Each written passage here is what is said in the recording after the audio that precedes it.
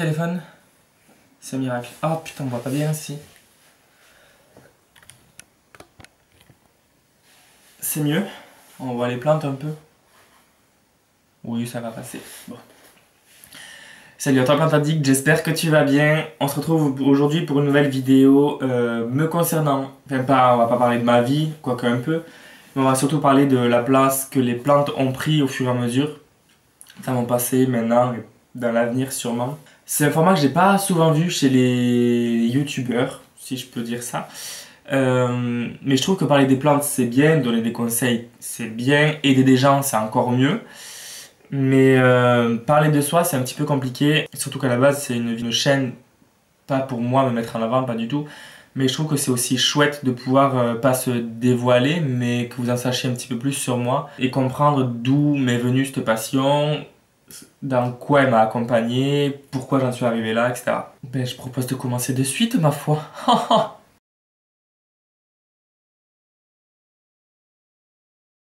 Il faut savoir que je suis né à Bordeaux.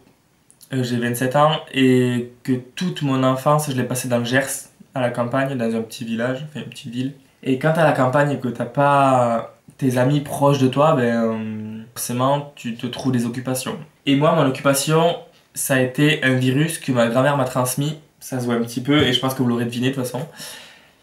Les plantes. Pour vous décrire un petit peu mon enfance, c'était un joyeux bordel dans les plantes. Vraiment, je crois que j'ai pas d'autres mots. Tous les souvenirs de mon enfance que j'ai, c'était moi dans le jardin, moi avec ma grand-mère dans le jardin, moi me levant très tôt le matin pour pouvoir aider ma grand-mère à entretenir le jardin justement. C'est vraiment le matin, vous savez, quand c'est l'été, que la journée commence à peine, genre il est 8-9 heures, j'étais déjà debout, les yeux grands ouverts dans le jardin, à aider ma grand-mère qui des fois m'arrosait pour rigoler, pour le fun. Et je l'aidais tout le temps à nettoyer, à bouturer, à désherber, à rempoter, à nettoyer, à réarroser, à mettre en place la terrasse, etc. Et voilà, il y avait un petit peu des plantes partout. Il y avait du végélia, il y avait des pavots, il y avait des iris, des glaïeuls, il y avait des digitales, du buis, des arbustes. La seule option que je vois est port des Iris, avenue des Iris, à Yverdon-les-Bains. Souhaitez-vous essayer ceci? Mais qu'est-ce qu'il a? Mais tais-toi! Je sais pas ce qui lui est arrivé au téléphone. Ouais, il y avait du lilas, il y avait de l'arbre à papillons, tamaris, des géraniums, de la santoline, de la vigne, du romarin, des pommiers, cerisiers, pêchers, enfin bref. Ça c'est un petit échantillon parce que j'arriverai pas à tout vous ressortir. Mais ça c'est que pour l'extérieur, parce qu'à l'intérieur, bégonia, asparagus, fougère, dracæna, sympolia. Voilà, je la fais courte, il y avait du végétal partout. Et en fait j'ai toujours grandi dans cet environnement-là. Chez ma mère, il y en avait beaucoup moins, même si j'en ai refourgué quelques-unes avec le temps. Et puis le temps a fait que ma passion était tellement ancrée en moi que j'ai toujours voulu me diriger dans ça. Déjà pour mon métier, mais avant de faire mon métier, il fallait que je fasse des études. Et j'ai fait des études dans les plantes. Production horticole, donc en général c'est les plantes d'extérieur, tout ce qu'on voit dans les serres des producteurs, ou en jardinerie essentiellement. Mais du coup j'ai fait des études dans les productions horticoles. J'ai fait un bac pro et un BTS, que j'ai raté la première fois mais que j'ai eu la deuxième. Et au final qui ne m'a pas servi pendant 7 ans puisque j'ai travaillé à McDo. Donc rien à voir avec les plantes. Mais ça a été une expérience incroyable, donc, mais c'est pas le sujet. Les plantes pendant un long moment dans ma vie m'ont accompagné pendant mes études. Après je suis arrivé à Toulouse et pendant voilà 3-4 ans, cette passion-là était toujours en moi mais bien endormie. Puis après quand j'ai changé d'habitat, j'ai ma passion qui s'est réveillée, mais pas genre tranquillou bilou. C'était genre elle s'est réveillée mais pompez l'up quoi, genre je suis passé de 20 plantes à 140. Ouais, j'ai abusé clairement, j'ai un peu abusé. Et me voilà aujourd'hui épanoui au milieu des plantes comme vous pouvez le voir. Et je suis désolé, cette vidéo va être clairement décousue, il n'y a aucune trame, j'ai pas du tout révisé parce qu'il n'y a rien à réviser de toute façon. J'essaie de vous expliquer au mieux de voilà pourquoi j'en suis arrivé là en gros. Déjà tout petit j'étais dans mon monde, je savais, enfin, pas que j'étais particulier mais que j'avais vraiment une fibre un petit peu sensible pour la nature que je ne voyais pas forcément chez les autres. Alors déjà j'étais pas exclu du tout, pas du tout parce que j'avais toujours des amis, mais j'avais toujours ce côté là qui, au bout d'une journée en fait de cours, que ce soit au primaire, au collège ou au lycée, j'avais besoin en fait d'avoir des plantes autour de moi, j'avais besoin de me ressourcer, j'avais besoin d'avoir du contact avec la verdure. Ce que je n'avais pas forcément, mais du coup le week-end quand je rentrais chez moi, direct je le passais dans le jardin tout le temps quoi. Donc du coup vous avez pu comprendre à travers ces quelques minutes que dans mon enfance les plantes ont toujours été ancrées en moi, présentes physiquement et à tel point que j'en rêvais la nuit. J'en rêve encore la nuit d'ailleurs très régulièrement. Hein. Voilà, elles ont toujours été là pour moi tout le temps, dans mon passé et dans le présent actuellement comme vous pouvez le voir. Bon là vous voyez une petite partie chez Flera, un Dieffenbachia et un Calathea. Mais si vous avez vu les vidéos avant ou si vous me suivez sur Insta, vous savez très bien que les plantes, c'est légèrement le bordel. Clairement, on va pas se mentir. Bon, peut-être que chez toi aussi, hein, si tu es un plante addict, ça m'accompagne actuellement et ça m'accompagnera, je pense, toujours parce que c'est vraiment une partie qui est. Enfin, c'est une partie de moi, quoi, les plantes. Même la moindre plante basique, genre la phalangère, j'arriverai pas à m'en séparer. Donc, c'est vraiment quelque chose qui grossit au fur et à mesure. Autant ma passion que les plantes, si elles sont en bonne santé. Mais c'est quelque chose que j'arriverai pas à me séparer. C'est comme les cigarettes pour les fumeurs, c'est comme la drogue pour certains, ou l'alcool encore, mais vraiment c'est un peu une drogue en fait. Pour ma famille, ma mère ou ma grand-mère le disent tout le temps et même encore, disent que vraiment depuis tout petit j'étais dans les plantes et même leurs amis à ma mère et ma grand-mère, ou même à mon père et certains, m'appelait le fleuriste parce que déjà tout petit, quand eux ils étaient à table en train de manger ou en train de faire un apéro, ben moi j'étais dans le jardin en train de traficoter, de faire ma vie. Et les gens autour de moi me connaissent parce que ils savent qui je suis, mais ils savent surtout que je suis passionné des plantes. Quelque chose qui je pense me suivra toute ma vie et tant mieux, parce que je suis bien entouré de plantes je trouve. Mes amis et mes collègues, actuellement je travaille à Jardiland. Mais mes collègues avant, ils savaient que j'étais passionné de plantes. D'ailleurs, j'ai essayé d'en refourguer au travail ou même à mes collègues justement. À mes amis, pareil. Je pense que c'est indissociable de ma personne, les plantes. Vraiment indissociable. Je pense que ça ne sera jamais dissociable parce que les plantes, je pense qu'une fois que tu as eu le virus, t'es peut-être témoin. Quand tu as le virus, c'est la merde. Après, tu n'arrives pas à t'en sortir. Si tu t'occupes un minimum bien de tes plantes, elles grandissent, elles grossissent. Et après, tu es dans la merde.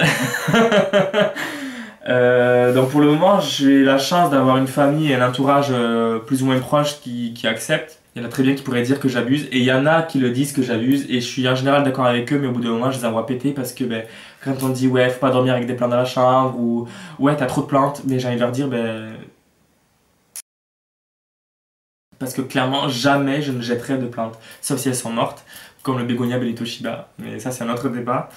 Mais c'est vrai que les plantes, jamais je pourrais m'en séparer, je pense. Jamais, parce que c'est une partie de moi, c'est quelque chose qui m'a suivi toute mon enfance, dans des périodes plus ou moins compliquées, et qui me suivent encore maintenant. Je pense que c'est un peu une thérapie aussi, parce qu'au contact de la nature, vu que je suis hypersensible, je me calme en rempotant, je me calme en désherbant, je me calme en arrosant, en nettoyant les feuilles des plantes.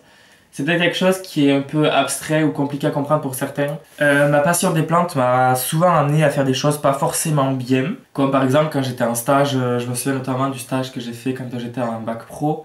J'étais en stage chez un producteur de plantes classiques. Pas d'intérieur, mais pour les jardins. Et je me souviens que pendant mes pauses, j'allais dans la benne à ordures pour voir les plantes que je pouvais sauver. Et du coup, je les volais pas parce qu'il était d'accord. Mais voilà, je trouvais des plantes dans les poubelles et je les ramenais à la maison pour les planter, pour les embellir, pour les faire fleurir, pour les faire perpétuer.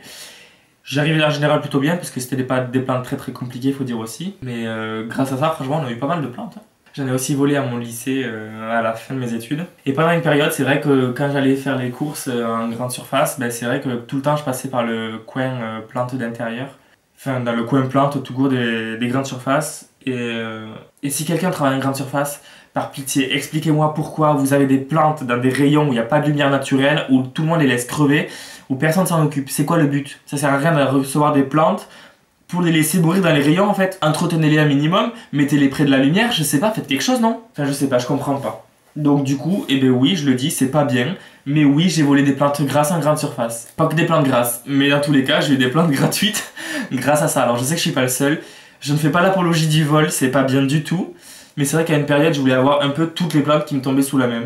Que ce soit des misères, des plantes grasses ou pas. Je volais un petit peu toutes les plantes que je pouvais trouver, dont je connaissais un petit peu le mode de reproduction et je savais très bien que je pouvais facilement les bouturer, les garder. J'en ai eu, sans vous mentir, peut-être une dizaine comme ça gratuites. Donc bon, c'est pas bien, je le recommande à personne et franchement, Je sais très bien que je vais pas vous inciter à le faire parce que ça se fait pas, mais le faites pas, forcément. Ou alors le dites pas. Je pense que quand une passion te prend depuis tout petit, je pense que c'est très compliqué de t'en sortir. Alors moi, au bout d'un moment, c'est vraiment limite devenu une addiction. C'est vrai que maintenant, on me dirait, vas-y, sépare-toi d'une plante. Non, ben, c'est pas possible. Ouais, en fait, c'est une addiction parce qu'à partir du moment où j'en rêve la nuit, mais véridique, hein, je rêve que mon frère a plus de plantes que moi, alors que mon frère s'en bat les couilles vraiment des plantes en fait. Hein. 2-3 plantes chez lui, c'est bien quoi, mais bon, c'est pas lui qui va les arroser. Quand un orage de grêle te massacre 2-3 plantes et que j'en cauchemarde réellement, maintenant à chaque fois qu'il y a l'orage qui gronde, la première pensée que j'ai c'est comment je vais protéger les plantes, tout le temps, tout le temps, tout le temps. C'est vrai que quand il fait trop chaud, je me demande comment je vais faire pour gérer l'arrosage. Quand il fait trop froid, comment je vais gérer pour garder au maximum de la chaleur. Quand il pleut trop, comment je vais faire pour gérer le trop plein d'arrosage. Peut-être que ça va en noyer certaines. Quand il va y avoir la grêle, est-ce que je vais avoir le réflexe de les protéger avant? Est-ce que je vais pas en perdre pendant l'hiver? Est-ce que je vais pas en perdre parce que je vais en ai trop arrosé? Est-ce que je vais pas en perdre parce qu'il va y avoir un coup de froid, un coup de vent ou autre? C'est réellement un plaisir, mais des fois c'est un peu un casse-tête, hein, je vous le cache pas. C'est vrai que quand une passion te prend depuis tout petit, je trouve que c'est vraiment quelque chose de magnifique parce que en fait ça m'a aidé à me construire et à faire devenir la personne que je suis aujourd'hui. Je me sens vraiment bien quand je suis au milieu des plantes. Quand je vais dans des endroits où il n'y en a pas, je me sens mal, vraiment, je me sens pas bien, mais c'est pas exagéré, vraiment, je me sens pas à ma place quand je suis dans un endroit où il n'y a pas une seule plante. Alors quand il y a des plantes en plastique, ça me dégoûte, j'ai envie de leur foutre le feu dessus, mais vraiment, je suis pas bien quand il n'y a pas une plante à portée de main, quoi. C'est limite maladif. Je sais pas si vous me comprenez, est-ce que je passe pour un fou, est-ce que je suis le seul, ou moi je suis pas le seul s'il vous plaît. Dites-moi que je suis pas le seul, que je passe pas pour un taré, ce serait chouette. Mais vraiment, c'est une passion dévorante. Et même là, encore à l'heure actuelle, j'échange les boutures. Mais genre, je donne 6 morceaux, j'en reçois 14 en fait. Donc, c'est-à-dire que ma collection ne cesse de s'agrandir et quand les plantes grossissent, ça va être la merde. Là encore, j'ai un gros problème, c'est que je vais recevoir des plantes, mais je sais pas du tout les mettre. Alors vous allez me dire, arrête d'en recevoir. Je suis d'accord avec vous, mais c'est des plantes que j'ai pas et c'est des plantes que je veux. Alors, certes, ma passion, là, elle stagne et c'est tant mieux. Enfin, ma passion, non, mais ma collection de plantes, elle stagne puisque récemment, j'ai reçu, si vous avez vu la vidéo des syngoniums, vous avez vu que j'ai reçu 7 ou 8 nouvelles variétés. Et je n'ai vraiment plus de place puisque, en fait, je pourrais en mettre d'autres, mais bon, si c'est pas pour bien m'en occuper, ça sert à rien. J'ai juste de la place pour un bégonia brevirimosa. Je vous remets la photo ici. Et sinon, je ressens plus le besoin de vraiment me gaver de nouvelles plantes. Si j'ai l'opportunité d'en avoir et si j'ai la place, tant mieux, mais c'est pas quelque chose que je vais forcément chercher à acquérir. Pas comme à une période où vraiment je voulais me gaver de plantes, où je voulais vraiment être au milieu des plantes, où c'était vraiment un besoin viscéral. Là maintenant ça s'est un petit peu calmé, je pense que aussi peut-être que j'ai grandi, j'ai un peu mûri, ou je pense que c'est même pas une question de maturité, j'allais dire de maturation. C'est pas une question de maturité, c'est vraiment... c'est une passion quoi. C'est une passion, mais je pense que si toi t'es passionné, je pense que tu peux me comprendre et c'est vraiment limite maladif. Alors j'essaie de me contrôler vraiment, vraiment hein. Quand on me dit ouais prends cette bouture, je dis non, mais au bout d'un moment je suis obligé de craquer. Enfin, je suis taré en fait. Hein. C'est un peu la faute à ma mamie, enfin, franchement, elle aurait aimé les voitures, bon mais j'aurais peut-être été plus limité quoi. Et vraiment les plantes, je me sens bien à leur contact et je me sens vraiment mal quand j'en fais mourir une. Il y a le bégonia griffon, il y a quelques mois en arrière, il y a un peu plus d'1 an, quand j'ai tué une bouture, vraiment, j'ai pleuré. Mais littéralement, c'est pas genre j'ai versé une larme ou deux. J'ai littéralement pleuré, j'étais mal pour une bouture. Ouais, faut peut-être que je consulte un psy, je sais pas, mais... Bon, ça s'est un peu calmé ce côté-là, hein, ce côté drama queen où quand je tue une plante, c'est la mort. Je me suis calmé, mais c'est vraiment quelque chose que j'ai eu du mal à un moment à accepter parce que pour moi, une plante n'a pas demandé à mourir. Mais quand je tue une plante, pour moi, c'est que vraiment je me remets en question, genre qu'est-ce que j'ai mal fait? Est-ce que les autres, je vais réussir à les garder? Est-ce que je vais pas trop les arroser? Ou est-ce que je vais pas leur faire manquer d'eau, est-ce que je vais pas les surchauffer ou est-ce que je vais leur faire attraper un coup de froid, etc. C'est vraiment chiant. Donc je sais pas si vous avez apprécié cette vidéo, je me suis un petit peu plus livré sur ma passion, sur un peu mon entourage, ce qu'ils en pensent. Dites-moi si vous c'est un peu pareil, si est-ce que je suis un taré ou pas. Rassurez-moi, dites-moi que je suis pas le seul, s'il vous plaît. Sinon, je consulte un psy, quoi. Mais l'argent, je le mets en priorité dans les plantes. Donc j'espère que vous avez apprécié cette vidéo. J'espère que vous vous sentirez un petit peu moins seul si jamais vous êtes un petit peu comme moi. En tout cas, force à nous les plantes addicts. Et je pense qu'une des prochaines vidéos, ce sera quand je rentrerai les plantes. Mais je sais pas quand est-ce qu'elle sortira. Donc soyez patients. En tout cas, n'hésitez pas à me mettre en commentaire si vous êtes un peu comme moi, dans la merde au niveau plantes, ou votre passion, est-ce qu'elle a été dévorante comme la mienne. est-ce que vous amenez à faire des choses pas très bien comme moi. En tout cas, je vous jugerai pas. Ne me jugez pas non plus. Et puis je vous dis à la prochaine vidéo. À très vite.